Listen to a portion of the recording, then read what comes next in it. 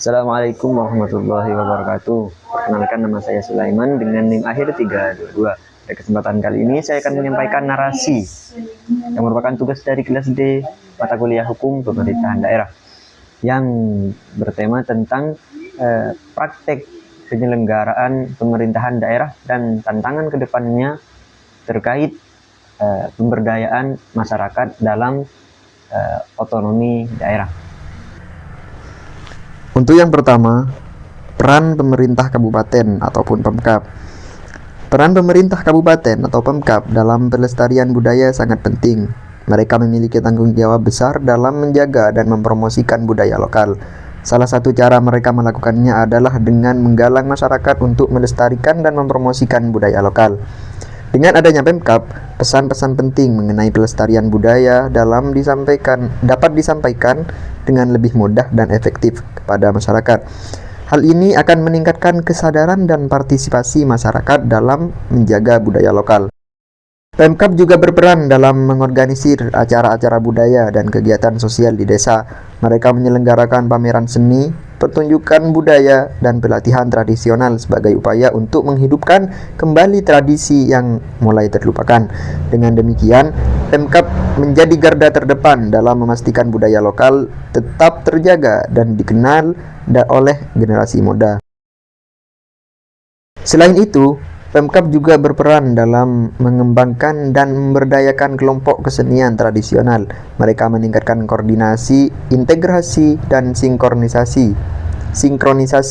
antar instansi atau lembaga yang melaksanakan pengembangan dan pemberdayaan kelompok kesenian tradisional. Hal ini akan meningkatkan partisipasi masyarakat dalam mengembangkan dan melestarikan kesenian tradisional. Dalam rangka pelestarian budaya, Pemkab juga berperan dalam mengembangkan minat dan bakat generasi muda, khususnya dalam bidang seni tradisional. Mereka meningkatkan pementasan kesenian dalam rangka sosialisasi dan menumbuhkan motivasi belajar serta penguatan kelembagaan kesenian. Yang kedua, Peraturan Daerah Kabupaten Sampang Nomor 5 Tahun 2023 tentang pengelolaan kebudayaan lokal dan pelestarian tradisi, yaitu terdapat pada pasal 1 ayat 5 sampai ayat 7 Undang-Undang Nomor 5 Tahun 2023 tentang. Yang pertama, ayat 5, kesenian adalah hasil cipta rasa manusia yang memiliki nilai estetika dan keserasian antara pencipta, karya cipta, dan lingkungan penciptaan. Ayat 6, seni adalah ekspresi individu atau masyarakat yang mengandung nilai estetika, etika, dan logika yang diwujudkan melalui gerak ritmis bunyi, peran, rupa, atau perpaduan.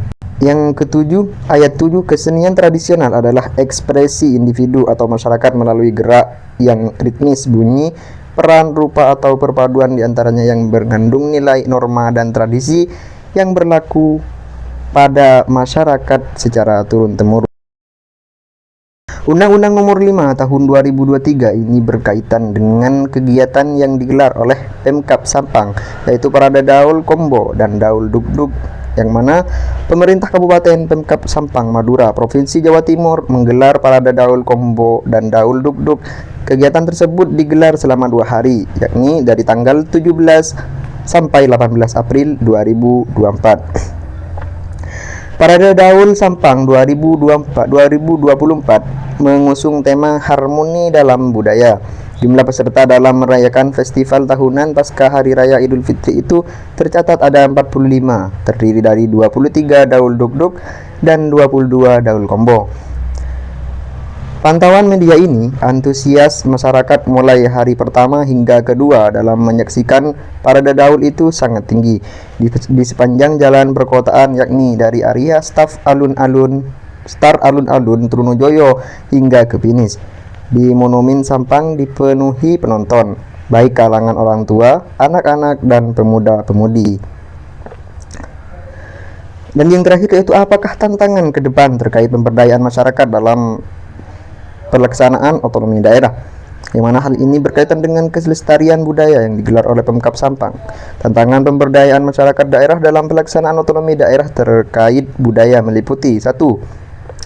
Keterbatasan sumber daya. Masyarakat pedesaan memiliki akses terbatas pada sumber daya seperti pendidikan, kesehatan, dan teknologi yang menghambat kemampuan mereka untuk berdaya. Yang kedua, kurangnya kualitas sumber daya manusia. Kualitas sumber daya manusia di daerah tertinggal rendah yang berdampak pada kemampuan masyarakat untuk mengembangkan kemampuan dan keterampilan. Yang ketiga, keterjangkauan infrastruktur. Infrastruktur seperti jalan, jembatan, dan sarana pendidikan dan kesehatan terbatas, menghambat akses masyarakat ke fasilitas yang diperlukan. Yang keempat, keterbatasan efektivitas penyelenggaraan desa atau pemerintahan kelurahan. Masyarakat pedesaan memiliki akses terbatas pada efektivitas penyelenggaraan desa atau pemerintahan kelurahan yang diperlukan untuk mengembangkan kemampuan dan keterampilan. Yang kelima, keterbatasan pengembangan pola pembangunan partisipatif. Masyarakat pedesaan memiliki akses terbatas pada pengembangan pola pembangunan partisipatif yang perlukan untuk mengembangkan kemampuan dan keterampilan. Jadi dalam pelaksanaan otonomi daerah, tantangan-tantangan ini perlu diantisipasi dan diatasi dengan berbagai strategi, seperti meningkatkan akses masyarakat ke sumber daya, meningkatkan kualitas sumber daya manusia, meningkatkan infrastruktur, dan meningkatkan pengembangan usaha ekonomi.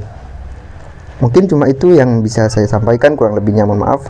Wassalamualaikum warahmatullahi wabarakatuh.